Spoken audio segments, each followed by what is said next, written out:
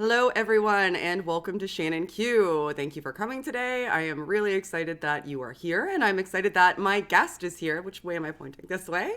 Well, I'd like to welcome Alex O'Connor from the Cosmic Skeptic channel. Today, we're going to be having a conversation about morality and how it pertains to non human animals. So, before we get into it, for anybody who's silly enough to not know who Alex is, I'm going to give Alex an opportunity to introduce himself. And, Alex, let everybody know who you are and where they can find you. Sure, my name is Alex, as you say. I have a YouTube channel called Cosmic Skeptic, and it's quite a specific, unique name. So basically, anything online / Cosmic Skeptic will take you to me.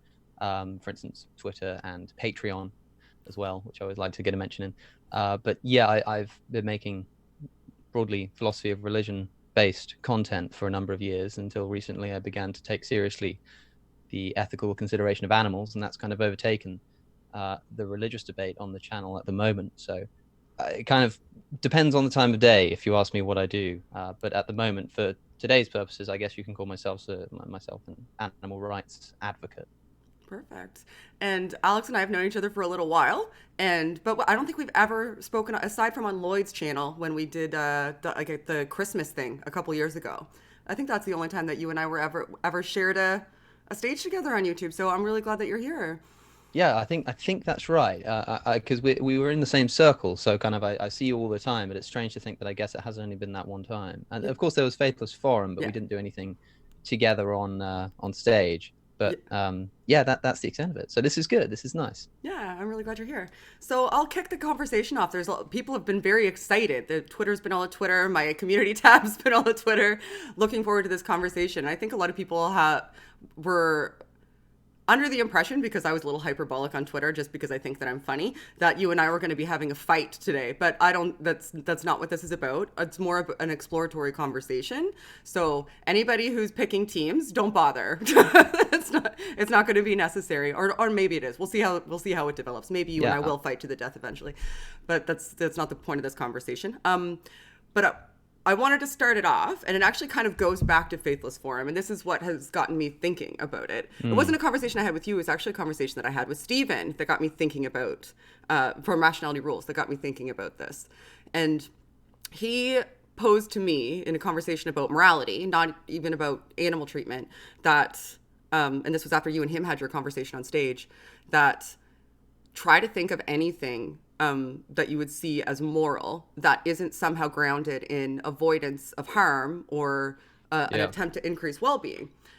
So I couldn't, and it frustrated me but that was relative to me, right? Relative to a human experience.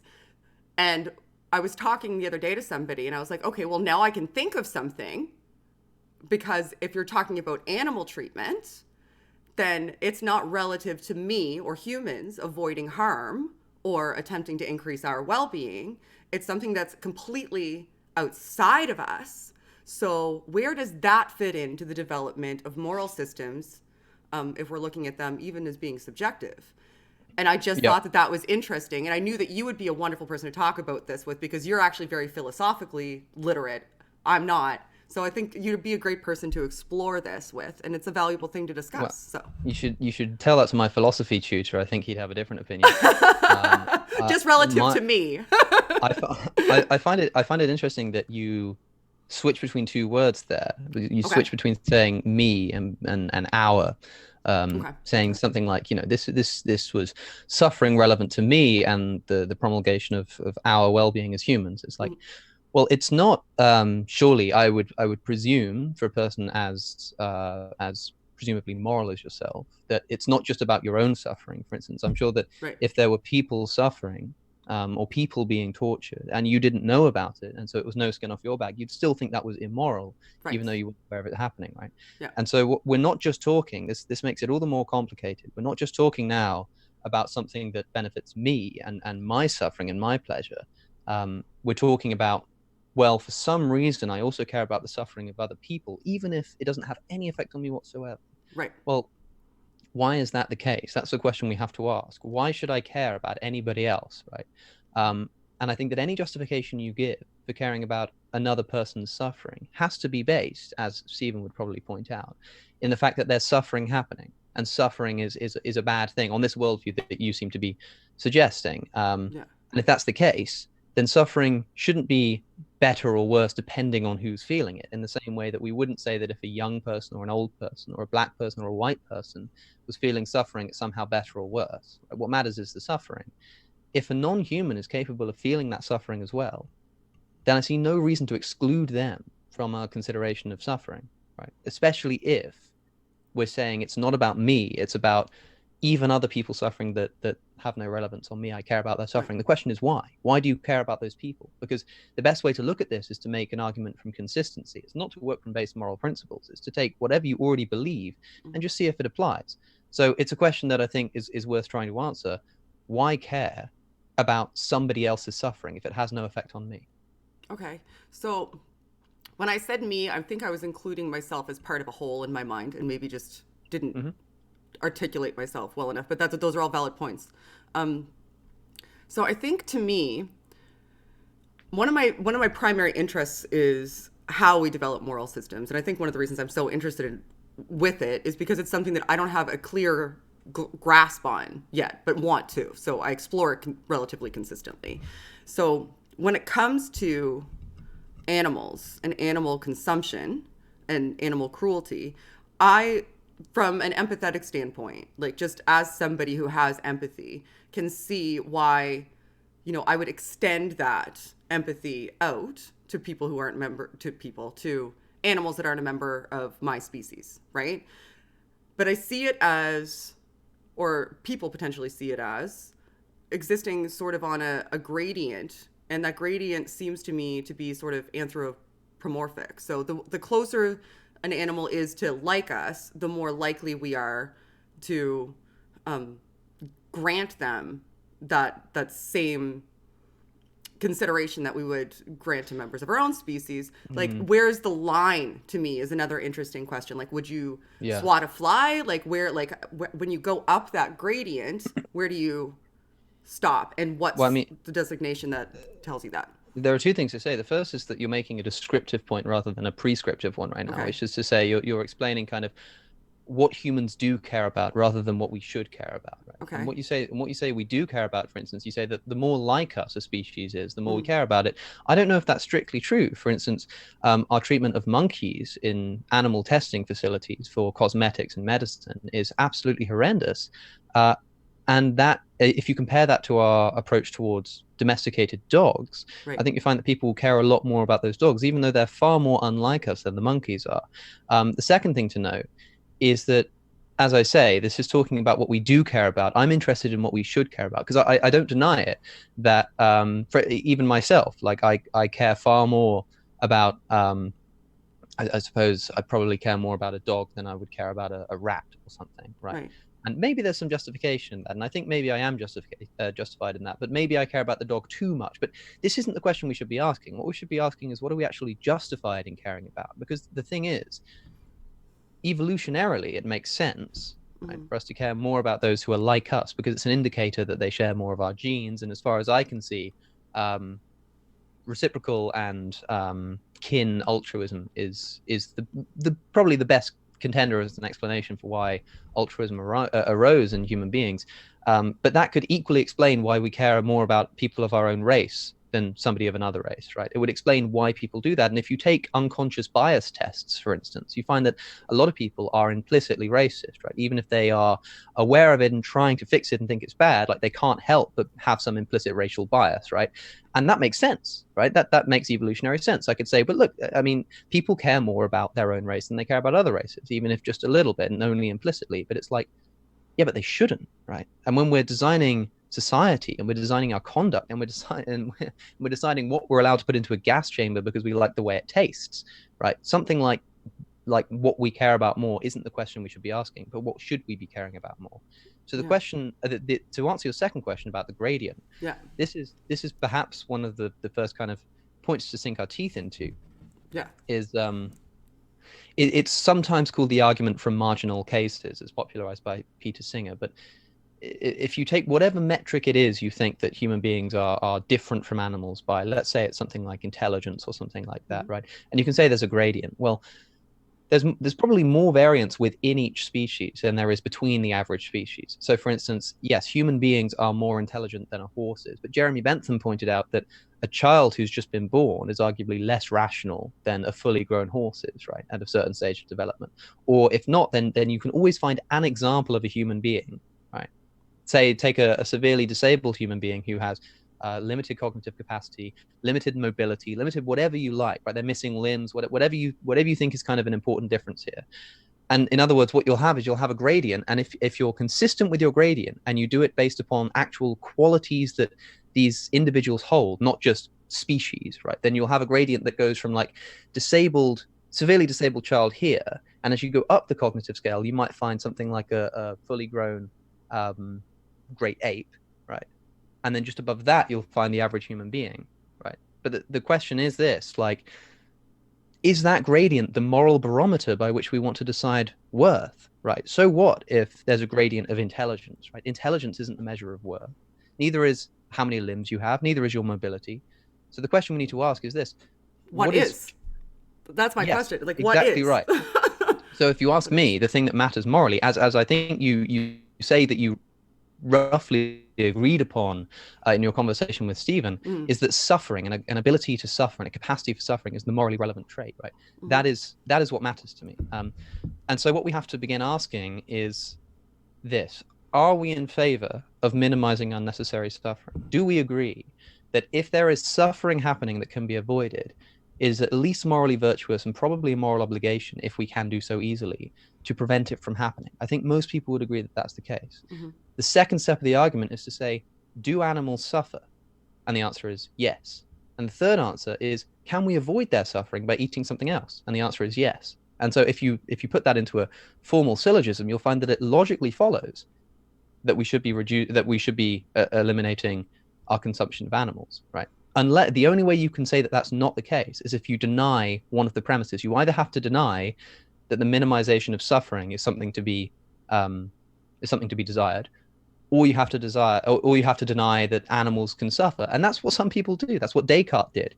His answer to the problem was to say that animals are just mechanisms. They're the way when they squeal, when you hit them, it's kind of like a clock and its springs going funny or something. It's just a natural reaction, but they don't actually feel pain. C.S. Lewis said the same thing. He said, in the context of theodicy, he was trying to explain how there could be such suffering in the world and there be a loving God. And C.S. Lewis said, look, the only explanation I have for the fact that there's so much unnecessary suffering of non-human animals in the wild, deer getting trapped and starving and disease and all of this kind of stuff, the only explanation that I have to square this with a loving God is that animals must not be able to feel pain, because there's absolutely no way that this amount of suffering could be justified by an all-loving creator. And as pertains to our discussion, there's absolutely no way that this suffering can be justified by us if we want to consider ourselves seriously ethical, benevolent, and empathetic human beings. So is it essentially, if I'm understanding you correctly, and then I have about 1,000 more questions, that any non-human entity that has the ability to perceive pain in some way, we should do everything that we can to make sure that we're not the people that are inducing that pain? Because then the question becomes, how do we quantify pain? And that's right. But there are two questions here. There's an ontological point and an epistemological point, right? Okay. So we can agree on the actual ethical principle, which is that if something can feel pain and we can avoid its feeling pain, then we should do something about it. Right. Okay, so we can agree on that. Then the separate question is, well, how do we know who feels pain, how much they feel pain, what the balance is? It's like, well, we don't always know the answer to that question, right? And there are certain cases in which we really don't. So, for instance, in medical testing, right, it's a difficult conversation to have. Is it worth torturing a monkey if it may have a 50% chance of increasing our likelihood of getting a vaccine for a disease or something, right? That's an interesting conversation to have, but it's equally interesting to have a conversation as to whether we should be able to do that to a human being, right? Can we torture a single human being in order to produce a vaccine? It's like, these are difficult ethical questions. There's people who would struggle with both. Absolutely. For similar and different reasons, I think. But my advocacy for veganism is just a moral consideration of non-human animals and doing what we know we can do to minimize their suffering. So, for example, I don't know everything about how to minimize the suffering of animals across the world. But I do know this, that me paying money for somebody to force a pig into a gas chamber is definitely not the right thing to do, right? Fair enough. Imagine if I was claiming ambiguity, right? Like I just didn't know. I mean, I don't know that you feel pain. I don't know that other human beings feel pain. What possible justification do I have for that? Pain is experienced by definition. And I could say, well, look, I don't know if other people feel pain, and I can't quantify that pain. Maybe somebody else feels more pain than I do. Maybe if they've got like a bigger body mass, then physical pain might feel better or maybe worse because it's less of that. I don't know, right? It's hard to quantify, right? But imagine that that was the answer I gave when you asked me, why was I forcing a human being into a gas chamber? It would be absurd. It would be the answer wouldn't even be taken seriously. But that's exactly what we do when we pay for a pig to be put into a gas chamber. And when asked why we do it, we say, well, look, I mean, we don't really know. We can't quantify suffering. And, you know, would you swat a fly? And you know, what about insects? It's like, well, we can talk about that. We can talk about the nuances of the suffering of minutiae and small animals and things, right? But how about we talk about that once we agree that the torture of a pig for the taste of its flesh should be off the table as a moral consideration? Okay, so that's a fair point. So when we're talking about an animal that we know has, you know, cortices that have pain receptors, that we can make an analog between what they feel and their perceptions of external stimuli to the way that we understand our perceptions and of external stimuli and how it affects us via self-report. We know that, you know, we can map on there so that we can see that. But something like fish, for example, that don't have cortical structures even, I think like that one's difficult for me to find the same justification. Like, because I think to me, it's how far does the line go? And I completely get your point, and I see that it is a valid point. When there's a clear analog, like it's difficult to make that argument. For like, even for me, and I'm a meat eater, like like, so I get that. But from a moral perspective, because I'm interested in how we, like, where we draw the line and why we draw the line, I think it's interesting to explore where the line is. Absolutely. Like, I get your point. Like, and I think it's a valid point. Like, I really don't even have an argument against it, to be honest with you. It's something I'll have to think on more. But where is the line is an important question. Like, wouldn't you think? Absolutely, of course. And philosophically, it's incredibly interesting as well. But the thing is, we're essentially talking, if we think of, you could potentially think of pleasure and pain as an on and off switch, right? Because it could be something that just switches on in your consciousness. It's not like a kind of gradation, right? And you could say that, here's the first consideration. If an animal on paper, if we study its brain, as we could do with a fish or something, and we see that actually it's got a lesser capacity for pain, bear in mind that pain is being experienced by definition, means that if you have an animal that's feeling less pain on paper, but it's taking up more of its capacity for pain, right? That might be worse as an experience. Might be more painful and cause more suffering as an experience for, say, a human being who's experiencing more suffering on paper, but because they've got a higher capacity for pain, right? Like, it feels like less. In the same way that if you asked a bodybuilder to lift, you know, a 20 kilogram weight or something, and you ask me to do the same thing, it would cause me more pain, right? Not because it's actually causing any less pain specifically, or because the thing that's being done to me is worse, but just because of my capacity being lower, right? And if the same thing is true of other animals, then the question isn't as simple as saying, well, they feel less pain. It's like, but what's the experience actually like? And so I think that at the very least, we should be granting the benefit of the doubt. We don't know where the line is drawn, but we can probably make a rough guess about whereabouts it is. The other thing to say is this, like, I don't know where the line is drawn between middle age and old age. Right? I have absolutely no idea where that line is, but I know that somebody who is 85 is old age, and I know that somebody who is 50 is middle age, right? Like, the fact that I don't know where the line is drawn doesn't mean I don't know those two things. What I would say is, like, it's an interesting philosophical question to ask where the line is, and we can talk about that. But let's agree that if we had decided, for instance, that it was immoral to do something to elderly people, but not immoral to do it to the middle-aged, and you were somebody who was doing this thing to a 90-year-old, and I was asking you to stop doing that or to consider stopping doing it, and you ask where the line is drawn, it's like, yes, fantastic question, let's talk about it, but can we stop doing that thing to the 90-year-old while we have that conversation. Yeah, which is why I think I figure out- granted you the thing about the Yeah. pigs, right? Like going into it, like I get hammering that point home is important. Well, the reason I hammer it home is because so many people. It happens look at the every single gradient, time. and they say that the gradient allows the exceptions to flow all the way up to everything but human. There's that, but not only that, even people who agree with it, every single time I ever have a conversation on this topic, people go, look, I'm with you on the factory farming stuff. I'm with you that this stuff's really bad. But it's like, are you? Right? Because if you were, then surely we'd be changing our behavior in order for that. Because I wanted to say the same thing, right? When I started thinking about this and arguing with people, I'd say the same thing. I'd say, look, I get it. The worst abuses of animals are bad, but can we talk about, and they go, but like, do you really agree with me then? Because if you agree with me there, then why aren't you acting in accordance with the belief? And I have to just say, fair enough, I guess I'm not. And so now I'm still asking the exact same questions that I did before that you're asking now. It's like, I don't know where the line is drawn. I don't know if we can eat insects or have honey.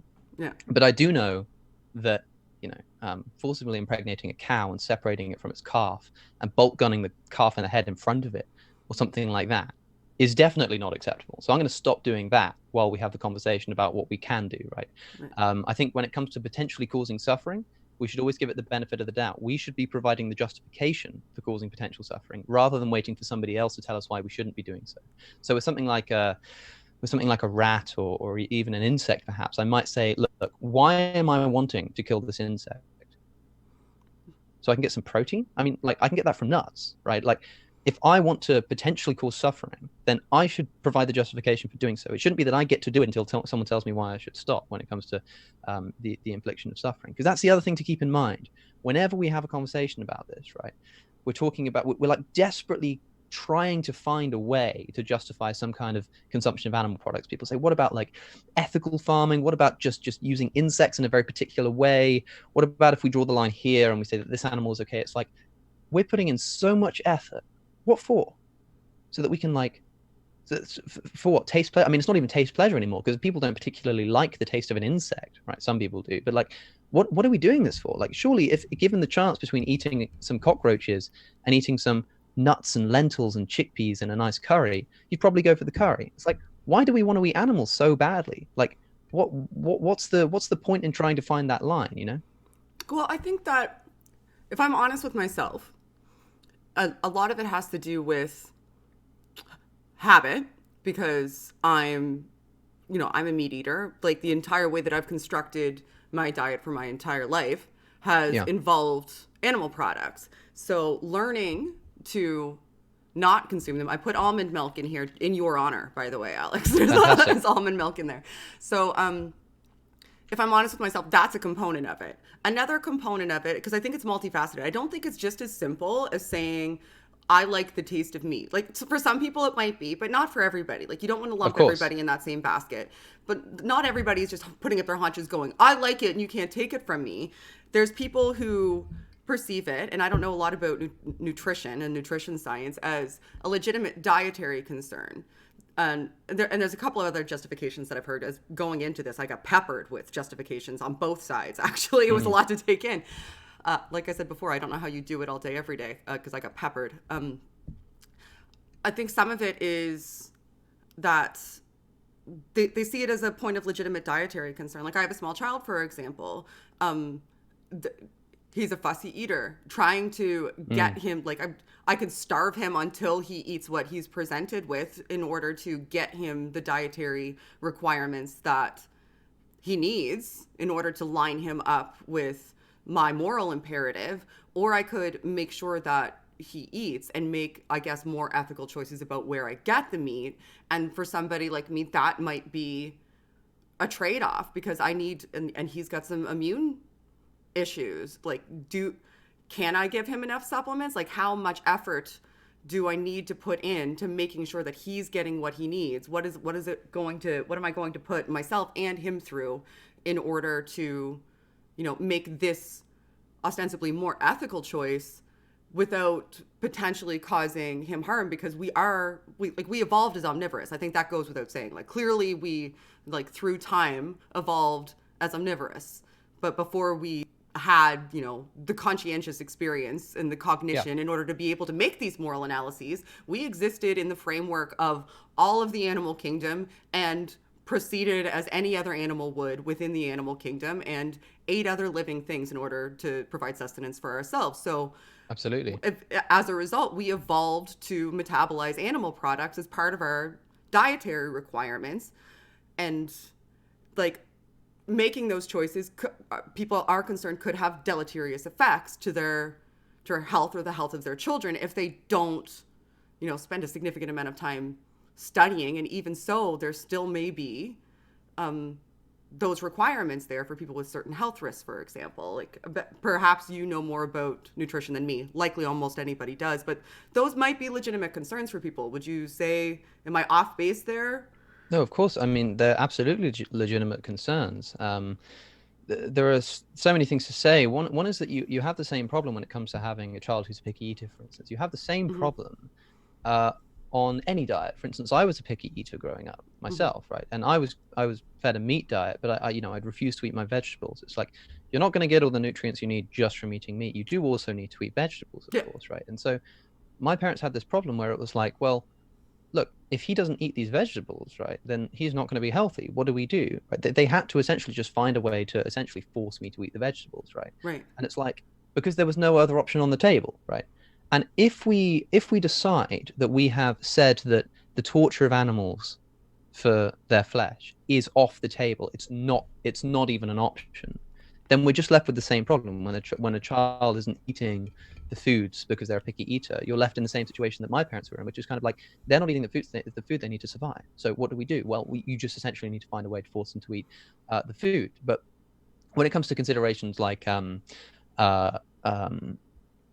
health concerns, like people who have certain allergies and things, bear in mind that the definition of veganism is not, animal products bad. It's the minimization to the highest extent practicable the suffering of non-human animals, right? That's from the vegan society. The most important word there is practicable.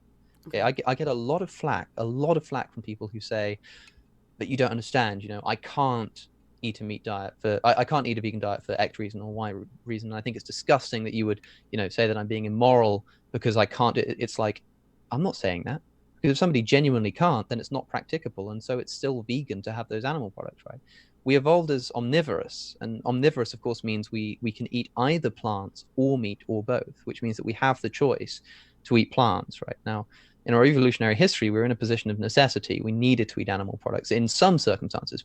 Some anthropologists think that the most reliable way for the human species to get food was plants, because, animals were hard to capture. But you capture one and it feeds you for quite a while. So yeah, where sometimes you did need to kill that animal, right? We're just not in that situation anymore, right? The human species probably also wouldn't have evolved without a lot of violence and rape, but we don't say that because something is natural or because it helped us in our evolutionary history that it's morally justified to do today. But takeaway, rape wasn't a necessity for our survival, though. Eating is a necessity for our survival. Well, I don't see a clear analog there, right? Like it evokes an emotional reaction in me.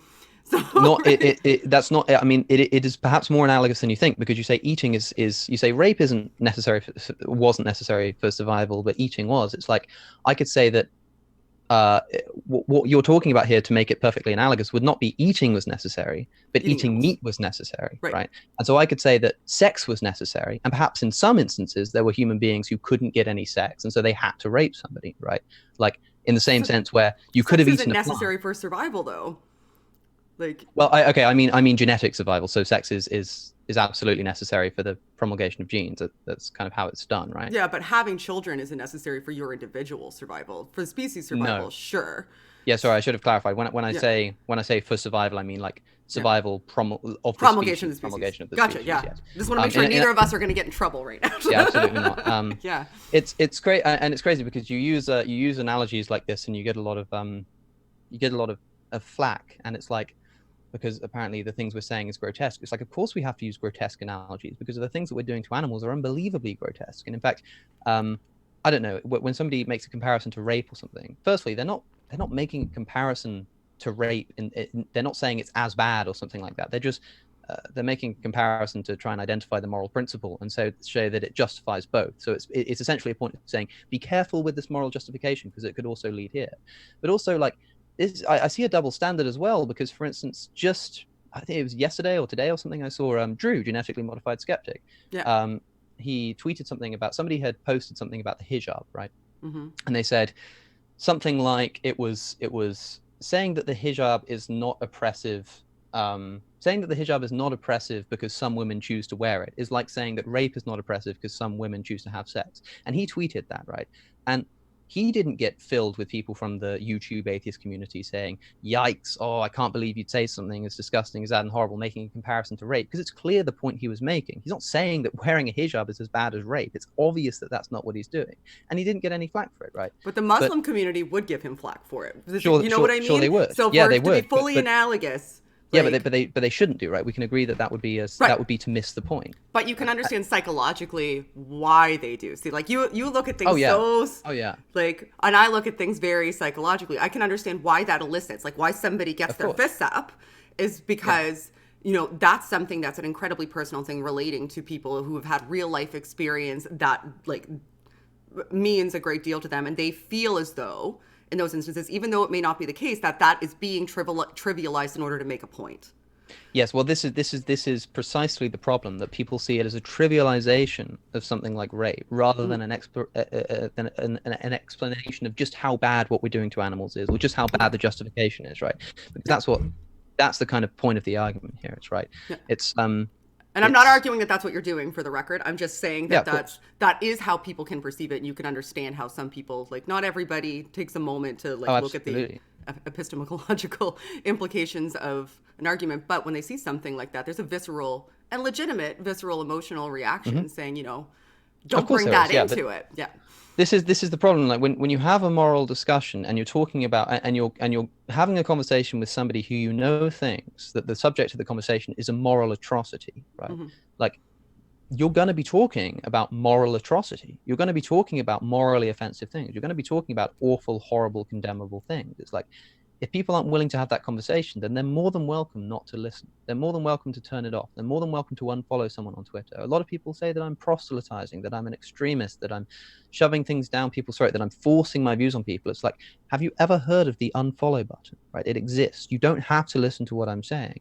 But even so, I think that, look, I mean, we'd feel a lot better about trying to kind of change people's behavior if the kind of forcing was being done upon people who were causing the immorality to exist, right? It's like the brute answer to it, and the answer I wish someone would have had the gall to say to me when I was still a meat eater is this: like, if you have the right to force a pig into a gas chamber, then I have the right to force you into a conversation about your justification for doing so, right? It's not me who's making the action here. I'm not the person kind of doing the affirmative active thing, right? The person who is paying for an animal product is implicitly accepting the ideology that it is morally permissible to kill an animal because of the way it tastes, right? Like you say, not everybody does that, but the vast majority of people, the vast majority of people who do that are doing it for taste pleasure. It's like, if you're doing that, then what you are doing is you are paying for an animal to be tortured for the appeasement of your sense pleasure. Just to make this easier to understand how it feels, like to be told that I shouldn't be telling people not to do that. Just swap out the variables. Take a different sense pleasure and take a different non-human animal. Let's say that somebody was killing dogs or paying for someone to torture dogs and put them into a gas chamber because they really liked the way that it sounded when the dog squealed. It's like, I'm going to pay you to put a dog into a gas chamber because I just love the way that it sounds. You don't understand. It just sounds so amazing to me when they squeal for their life and desperately try to escape, right? You would think that I am the most disgusting human being you'd ever come across, right? But that is exactly what we're doing when we justify the torture of a pig because of the appeasement of our taste pleasure. But because it's become so normalized, we don't even see it as a choice. We don't even see it as us making a decision or making an action, because it's just buying a burger, right? It's not buying a burger. It's demanding with your money, economically speaking, for an animal to be forced into a gas chamber, to have its throat slit, to have its child separated from its mother, right? And so people call me extreme for wanting this to end. If you want extremity, look no further than what we're doing to animals, right? I can't believe that people think that I'm the extremist for trying to bring this to an end, right? It tires me out when people do that. And you'll have seen it from the time you spent on Twitter, looking at anything related to veganism. That's the accusations that are thrown my way. Yeah, well, it's been a fascinating 2 days for me since putting this up, because I got called a psychopath and you got railed. Like, there was people on both sides just immediately, viscerally reacted just to the idea that we were having a conversation about it. And Yeah, I thought that but that was fascinating to I me. think it's true, but like let's agree that regardless of any claims of extremism or psychopathy or anything like that, let's agree that we cannot have talk of the torture of an innocent creature for the taste of its flesh. Right. That is in no way, in no world, morally permissible. Right? That cannot be seriously defended as a proposition.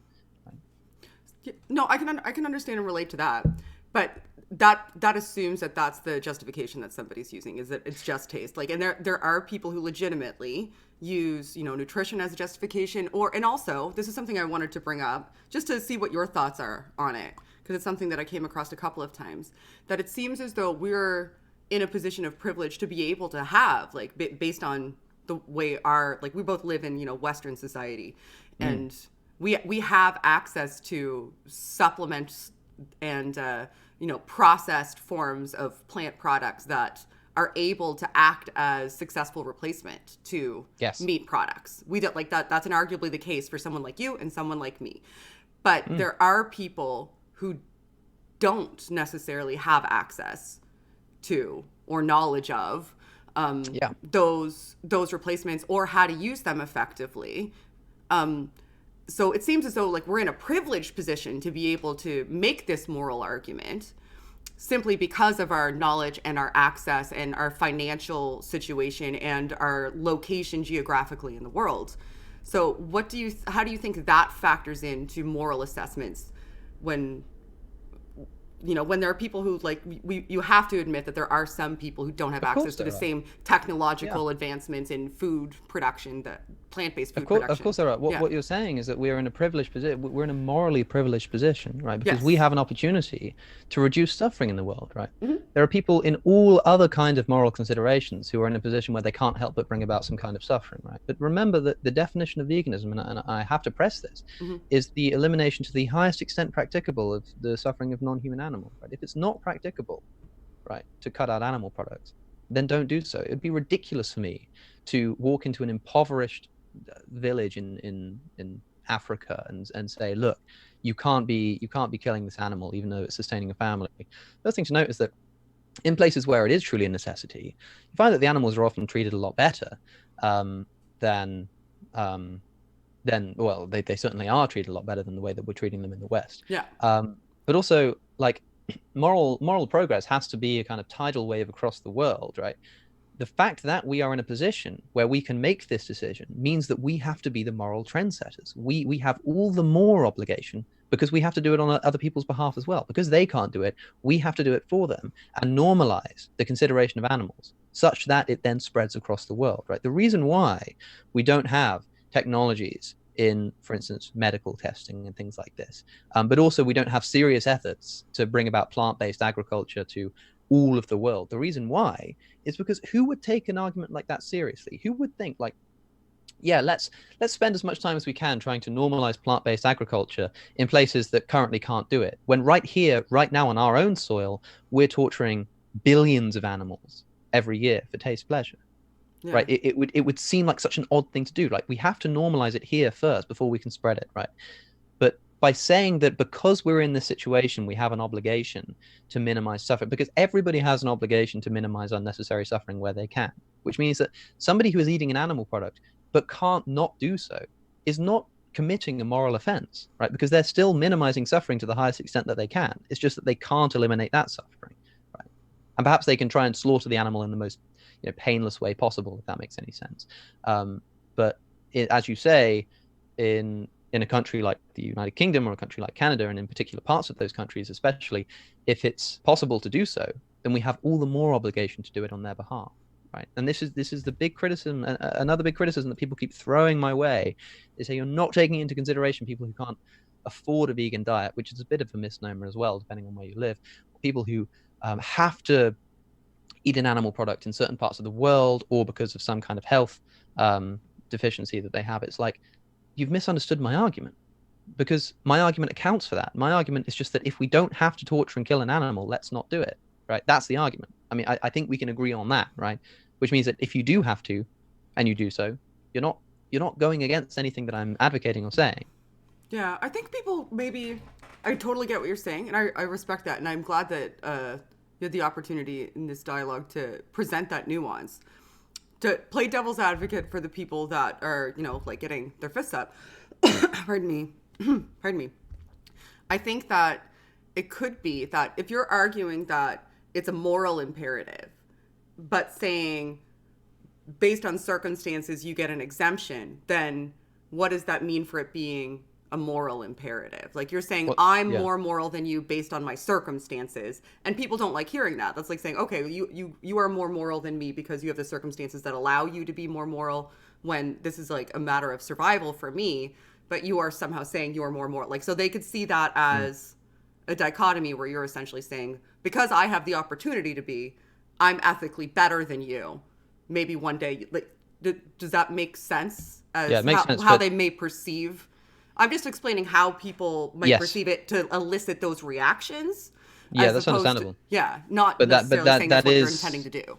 of course, and it's fine. Believe me, I mean, like, when it's funny. I've since the quarantine, I've been having a lot of conversations about veganism on various Yeah. podcasts, and a lot of the time, the host will say they'll put forward an argument or a criticism, and they'll say, and I'm not saying that's what you're doing. I'm not saying that's what you're doing. It's just not. It's like it's fine. Honestly, like, I totally understand the spirit of the question. Like, Right.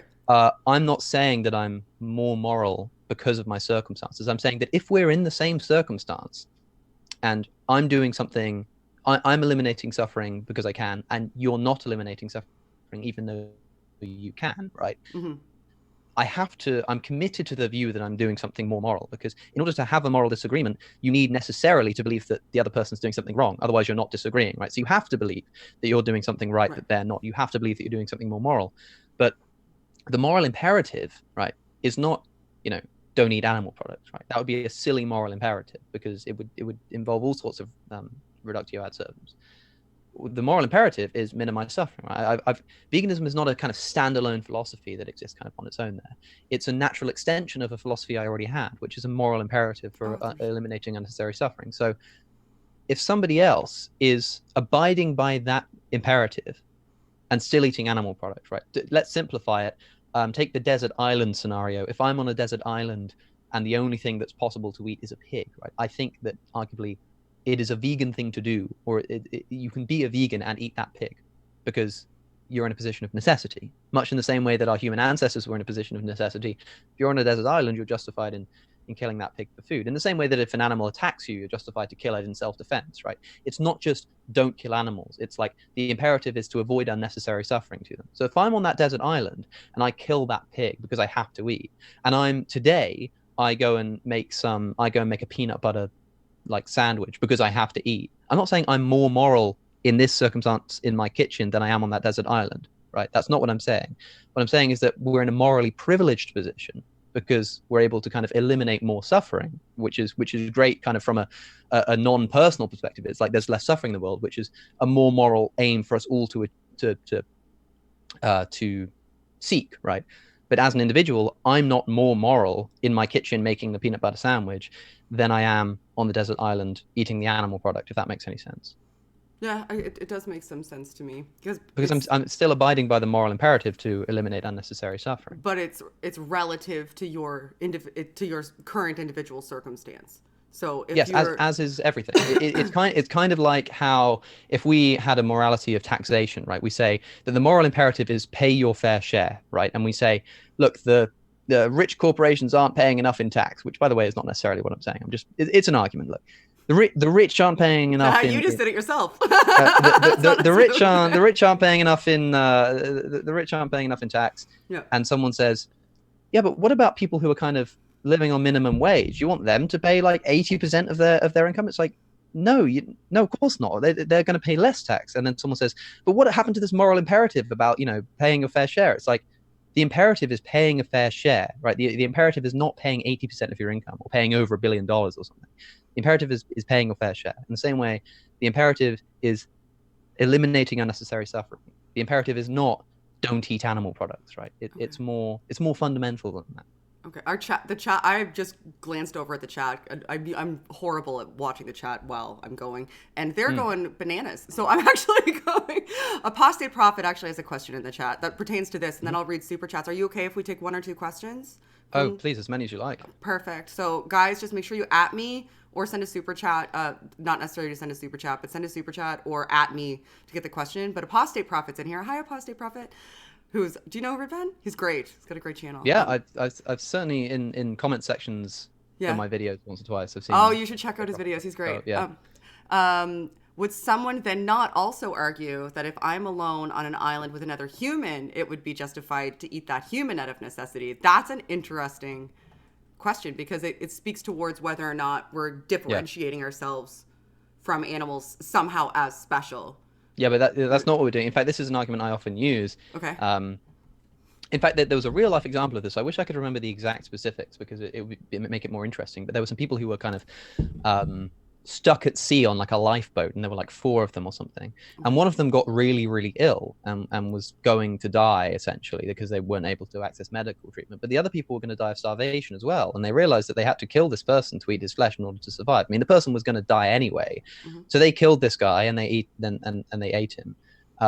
And when they got back, because they eventually got rescued and they were all tried for murder, and they got charged because the law decided, look, necessity is not a legitimate justification for breaking the law. But it's like, I think morally speaking, we can at least think it permissible what they did, right?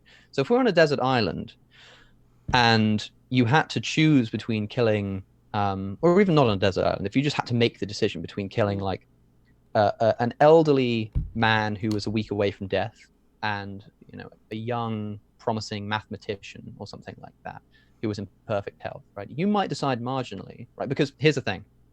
I don't want to make this don't want to throw too much into this question, but it's a really interesting consideration about there's a difference between intrinsic value and extrinsic value, right? So like intrinsic value being just your worth as a human being, and extrinsic value being something like your instrumental value, like your value in terms of what you can produce, what you can do, what you can bring to the world, right?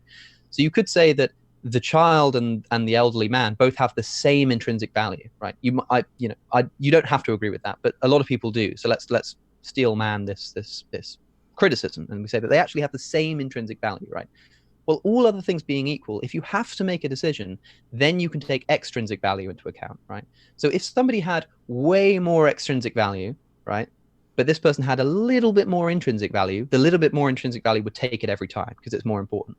But if the intrinsic value is the same, then you can take into consideration the extrinsic value. So in that circumstance, if their intrinsic value is the same, but the extrinsic value of the young promising mathematician is more, then forced to kill one of them, right? You might kill the elderly person, and you might be justified in doing so, right? Now, the thing is, and the reason I use this as an argument is to say that I can say that it is permissible in that situation, potentially, if the criterion are met, to kill that elderly person on the desert island out of a situation of necessity. That does not mean in any way, shape, or form that in the real world that we live in now, that I'd be okay with the factory farming of the elderly, right? It is a completely different situation. And I think that you can say that it is permissible to kill that human being without thinking that they've got less intrinsic worth, or without thinking that their suffering counts for less, but just because you're in a situation of necessity, right? And I think, so to answer the question, I think that there are situations in which perhaps it would be permissible to kill a human being. But if you think that there are not, if you think that it's certainly not okay to do that, you have to ask yourself, why is that the case? Why is it wrong to kill that human being in any situation? And whatever justification you give, I think you'll probably be committed to saying that you shouldn't kill the pig either. Okay. Unless you think that the pig has less intrinsic worth for some kind of like deontological reason, they've got less God-given worth, or you've got some other kind of system of morality. But if your system of morality is based upon suffering and pleasure, then the justification you could give for not killing the human would also apply to the pig. That's interesting. So I have a couple of super chats, but that's something that I need to think about, because then the question becomes to me, what attributes are you assigning as more valuable as extrinsic value? So to me, in that instance, it sounded like potential longevity going forward, contribution to society, contribution to the situation. Like, why are those the valuable things? Yeah, in that situation, the extrinsic value was just like being a mathematician, for instance, right? Being able to contribute to science, right? And as you say, like, why should that matter? That should count for nothing. Maybe the grandfather is very important to like hundreds of family members, and is somebody that's looked up to and motivates all of them to, feed hungry people, and like Absolutely true. There's But too then many again, metrics to consider. that's why in a philosophical thought experiment we try to kind of control those variables. I can just grant that the elderly person is not that.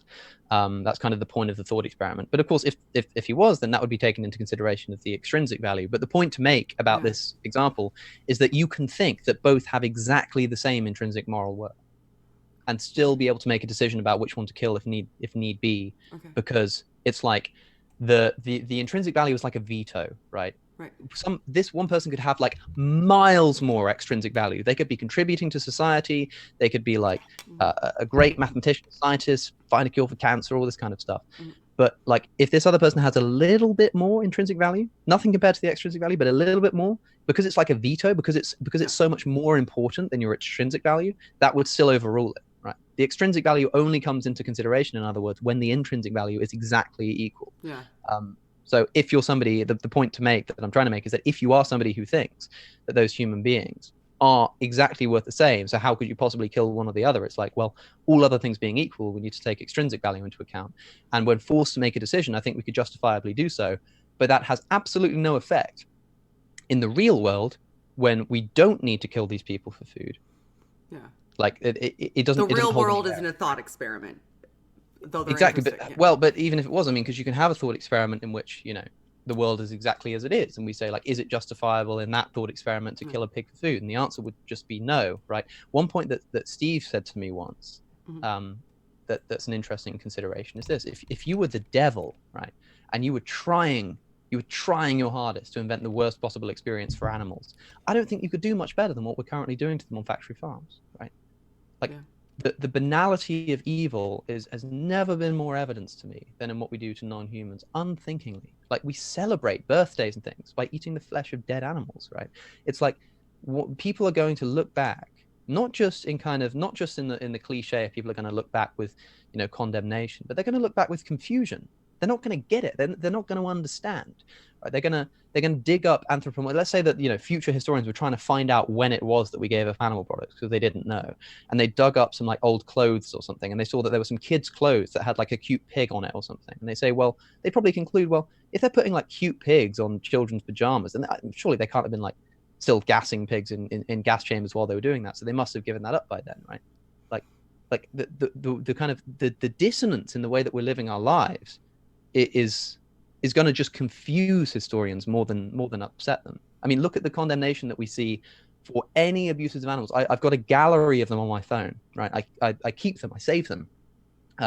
Every time I see the Lad Bible talking about exploitation of animals, like there was recently a pig that was forced to bungee jump in a theme park in China, and everyone was just going insane about it, and angry reacts and all this kind of stuff. And I was just like, you're making this too easy for me. I mean, this is a pig, right?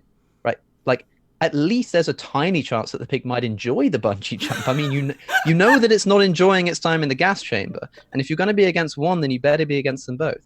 Brooke Houts was a YouTuber who accidentally uploaded a video of herself beating her dog to YouTube. She forgot to edit it out, right? And people were going crazy. I cannot believe this woman is allowed to look after a dog.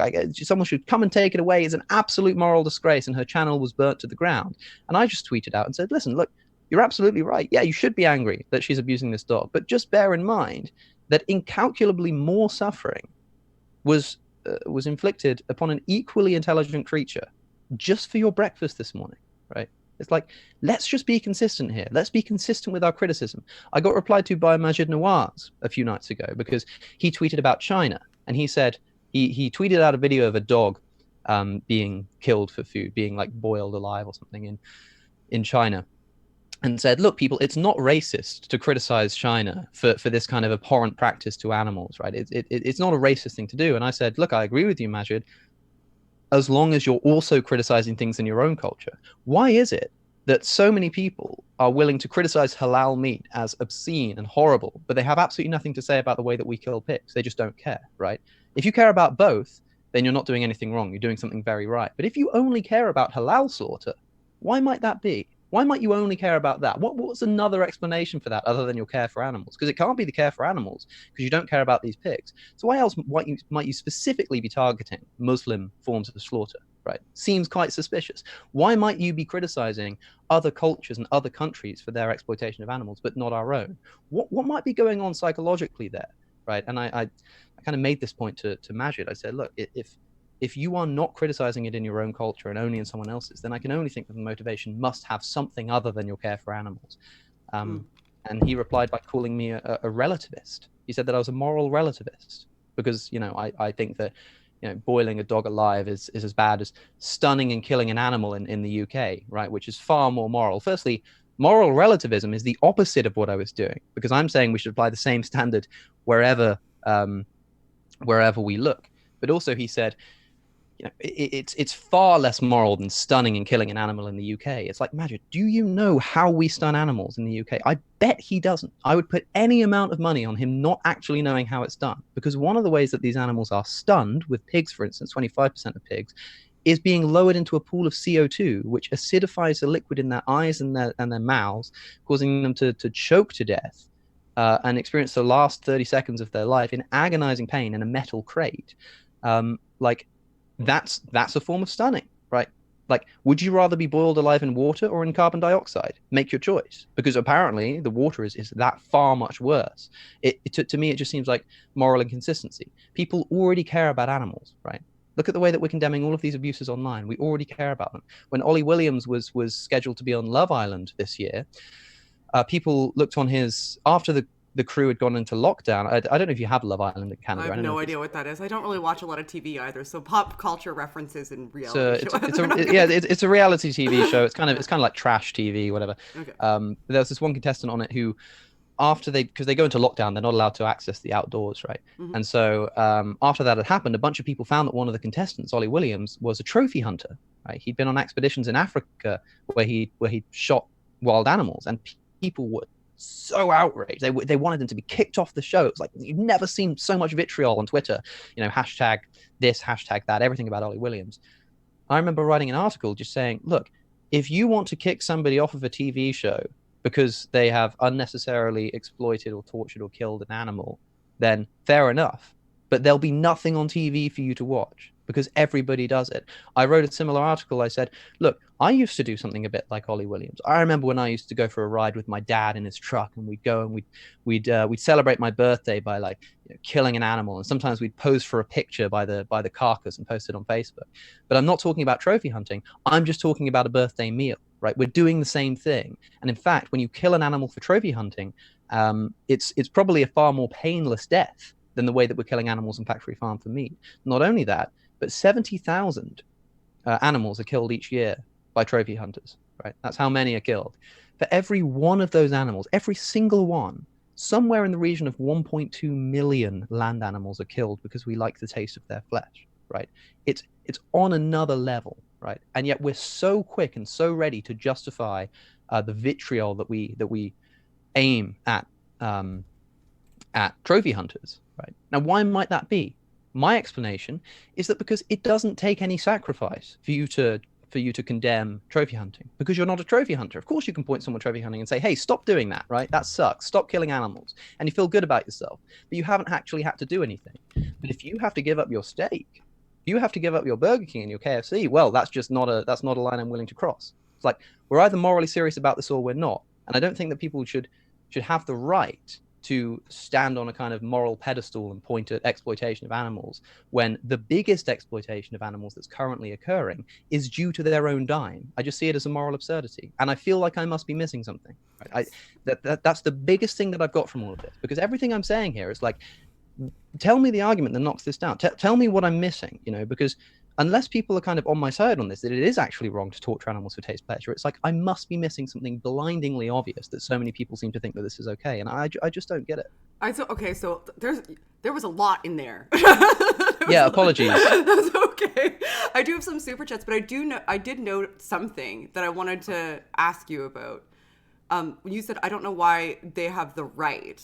Like, wouldn't it be better for, like, when it comes to trophy hunting, for example, I think a lot of people are upset because they see those animals as having the potential of going extinct, and trophy hunting those animals is us, not having good stewardship to to making sure that we're not the reason that they just stop existing altogether. So Yeah. wouldn't it be a good, that you wouldn't want to discourage people by saying, you don't have the right to argue for this just because I don't understand your justifications not being expanded and applied unilaterally.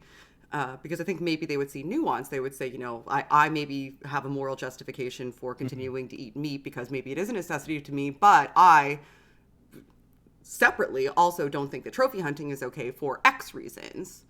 Yeah, a point on nutrition, because we've already talked about people who genuinely have certain allergies and things, which a lot of the time are actually, there are still ways to be vegan. Where like to be a vegan, you don't have to do it in any particular way. It just means not eating animal products. You don't have to have soy, for instance, or you don't have to have almond milk or whatever. If you don't like, there are so many different ways to do it. So it's still worth looking into. But on a general point of people who don't have those allergies and think that nutrition is a legitimate excuse, it's like, when you say that you need animal products to live healthily, you're not disagreeing with me. You're disagreeing with the largest collections of dietary experts the world has ever seen. That is both the American and the British Dietetic Association. Right. It's like, take it up with them. I think they might know a thing or two more about nutrition than you do, and certainly more than I do. And by you, of course, I mean the person making the argument, not you, Shannon. Oh no, they don't. They know more than me. That's just a fact. It's absolutely true, and they've shown conclusively that a vegan diet is healthy at all stages of life, including pregnancy. So it's like, you'll want to take it up. You want to take it up with them on the point of extinction. This is one of the first points that people make. It's like, no, well, these animals are going to go extinct. It's like, so what, right? Why do we care about this? Because it doesn't matter to the animal. I mean, the animal that's suffering doesn't care if it's nearly extinct or not, right? It only cares about its suffering. So we're not doing it for the animal's sake. That's the first problem. We're saying, hey, don't go and like shoot this animal in the face with a gun. Yeah. Not because we care about the animals, but because, I'd be so sad if this animal goes extinct. Like, we're doing it for our own sake, right? Because we care that the animal goes extinct. Why do we care that the animal goes extinct, right? Is it because we just don't like the idea of there not being any white rhinos around anymore? Is that quite sad? It's like, okay, right, great. But then it's just self-interested, right? It's just you kind of saying, no, I like rhinos, don't kill the rhino, right? That doesn't have the same kind of moral force anymore when you're against somebody shooting an animal in the face. You might say that you care about extinction because of biodiversity, but it's like, why do you care about biodiversity? Do you care about it because without biodiversity, animals are going to suffer? In which case, we're still talking about animal suffering. Or do you just care about it because you kind of like the diversity? You like the nice posters with all the animals on it. It's like, again, you've lost your moral force, right?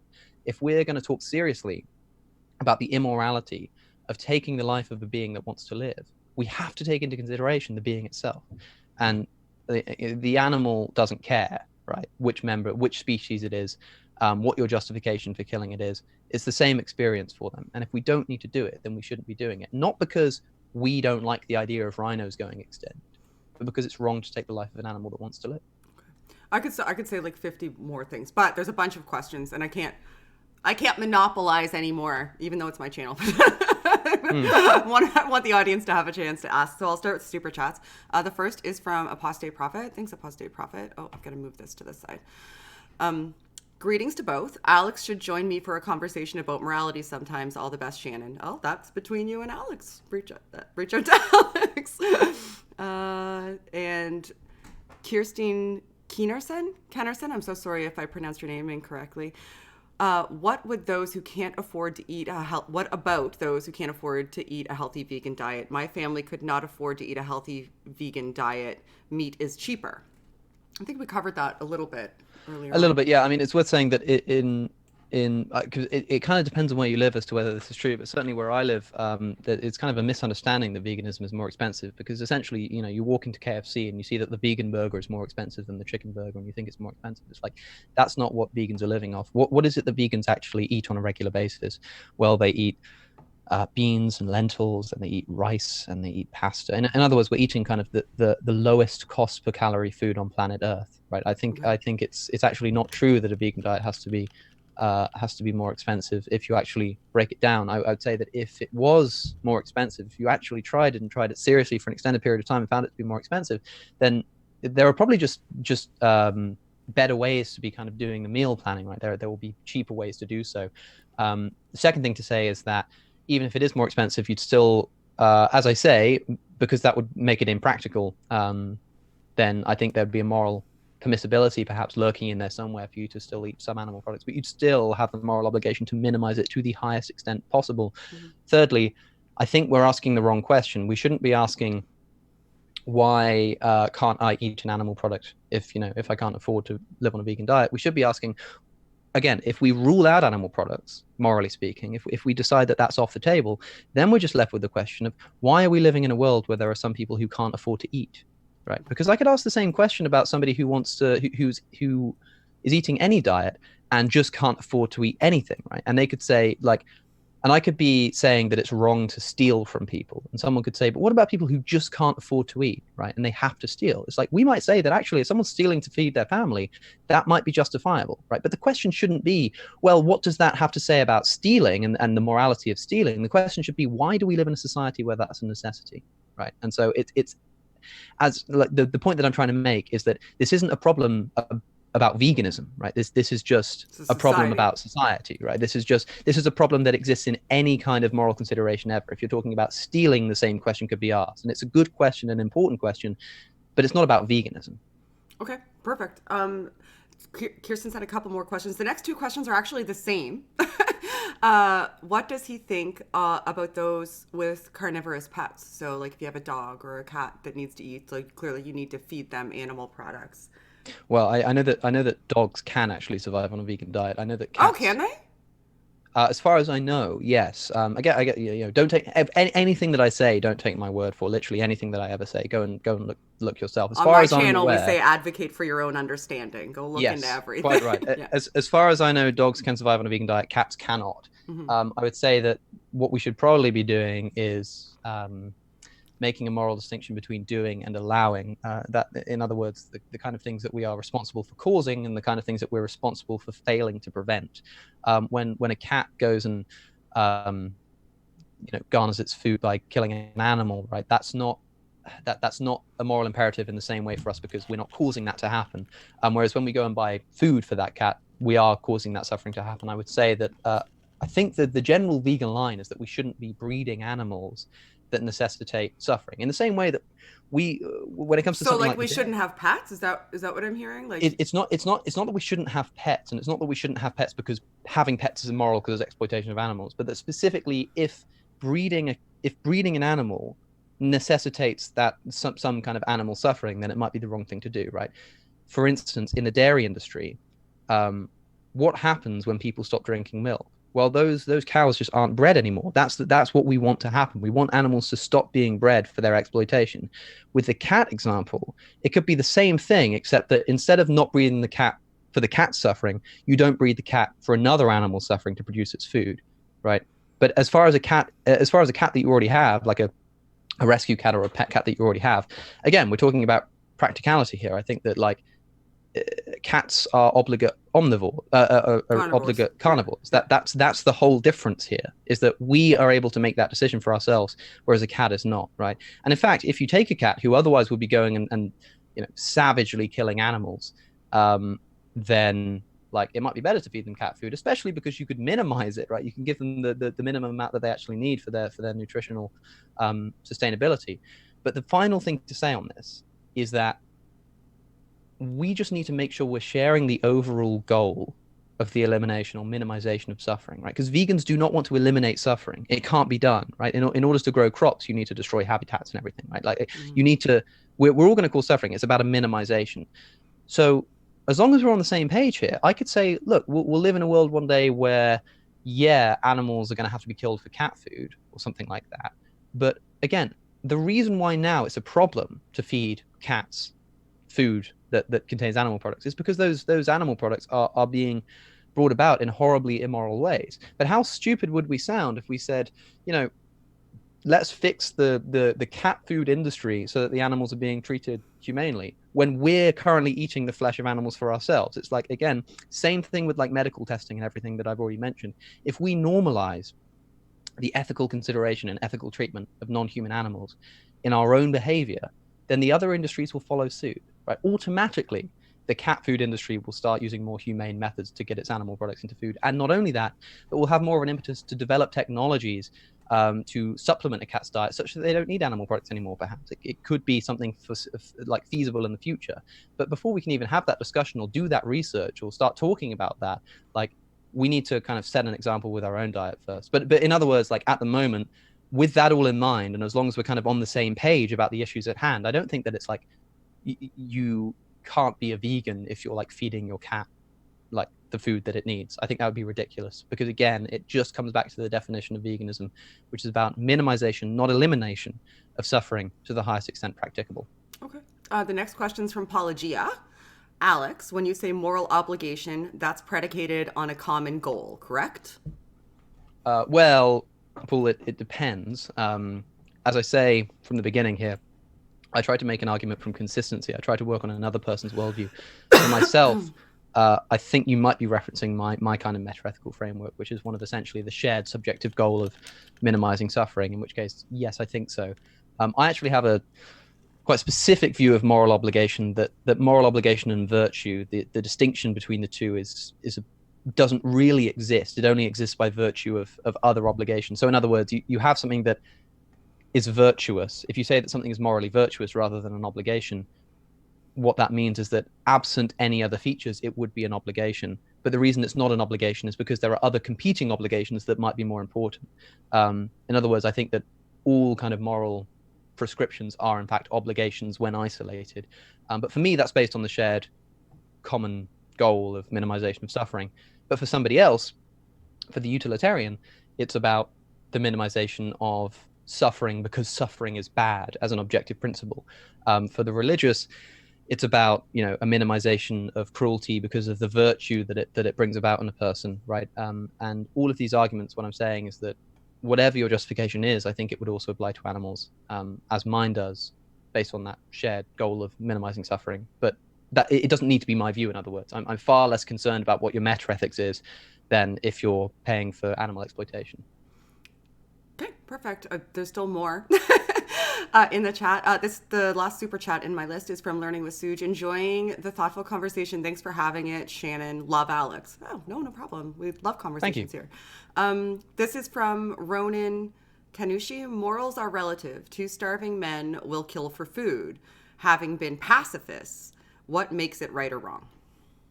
That's not relativism, or it doesn't have to be relativism. Firstly, you could say that maybe like those people are still wrong, right? To say that somebody would do something isn't to say that they should do it. I mean, that's just a point about psychology. That's not a point about morals. If what you mean to say is that those men would be justified in doing that, then I'm not sure that I'd agree with you. But even if I did, as I say, that's not relativism, because the moral principle could still be the same. The moral principle being minimize suffering where you can, right? And if these men can't, then there's no problem with not minimizing suffering, because they can't do so, or they still are minimizing suffering to the highest extent that they can, if you see what I'm saying. But as I say, the point that you make there, I guess it would technically be something of an ad hominem fallacy, because you're talking about a problem with the way that somebody's conducting themselves rather than the actual moral principle. You're not saying anything interesting, in other words, about morality. You're only saying something about the psychology of people. Okay. We talk about that a lot here, so you might see a trend in some of the questions. So from Zacto Guru, at what point is it moral to advocate against the food choice of others? Sorry, say one more time. At what point is it moral to advocate against the food choices of others? Well, if anybody is unnecessarily causing suffering, because again, this isn't about food for me. I could care less what somebody eats.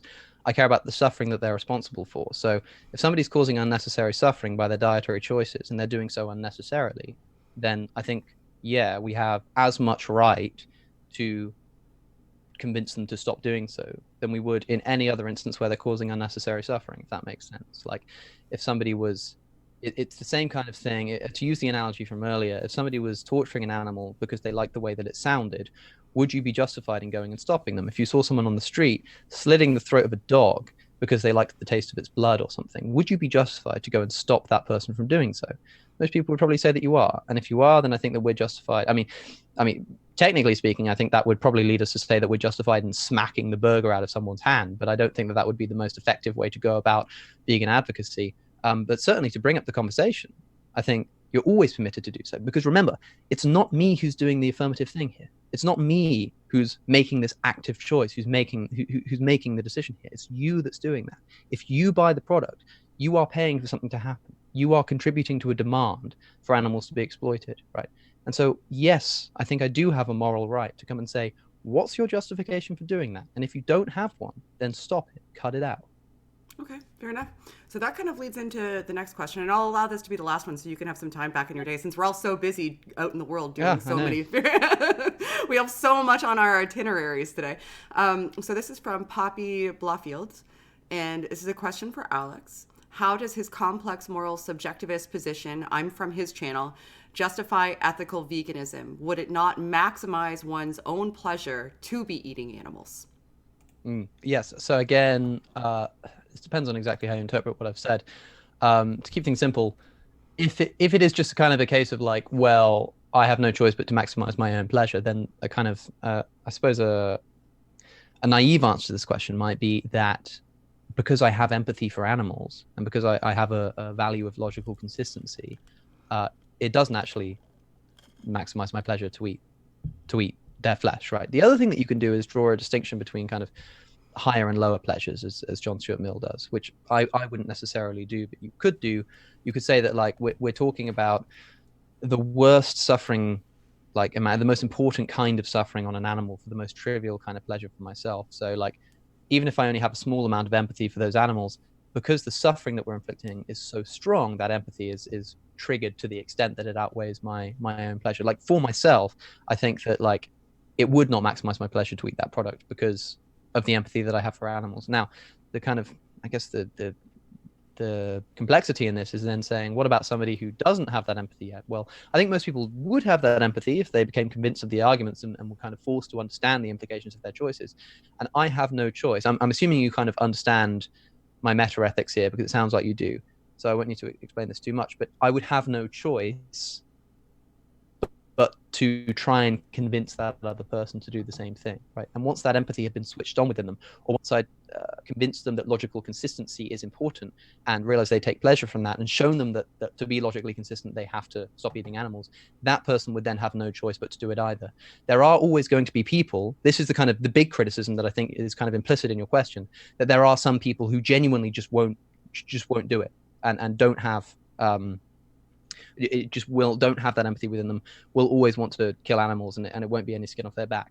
Fine, but that's true of any justice issue ever, right? Like we've agreed as a society, generally speaking, that racism is wrong, right? We have international coalitions trying to bring racial discrimination to an end, and yet there will always be racists.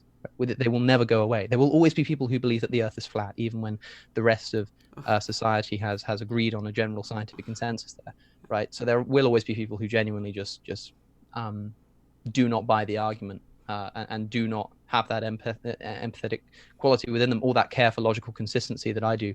But again, we're just trying to reach a critical mass here. Okay.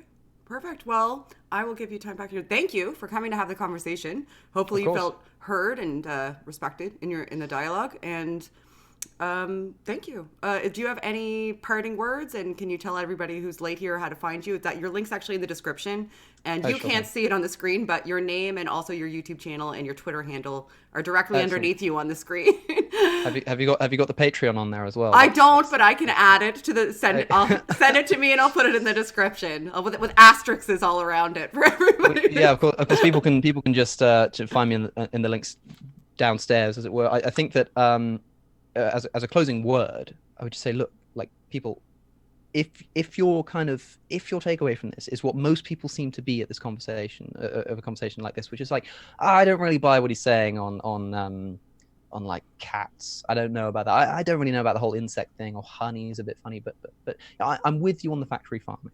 It's like, you're not with me on factory farming until you act accordingly, right? We are not on the same side of this issue until you stop paying for animals to be exploited. I'm sorry to put it so bluntly, but I cannot say that I'm on the side or I am an ally of a person who's still paying for that to continue where they don't need to do so, right? Exceptions considered, right? If you have a justification for doing so, then that's a different story. But if your justification is taste pleasure and nothing else, then I cannot say or I cannot allow you to say, hey, I'm with you on that, right? If you're with me on it, then please, like, just act accordingly. Okay, perfect. And thank you everybody in the chat for being here. Hopefully you enjoyed the stream and the conversation. And as always, help elevate the discourse. Bye, guys. Now there's an end screen up. I don't have any music yet, so I always have to talk for 20 seconds. Incredibly professional YouTuber. Very good. Much awesome. I can get my guitar or something. If we should have planned this ahead of time. I could have got mine too. We could have done a duet.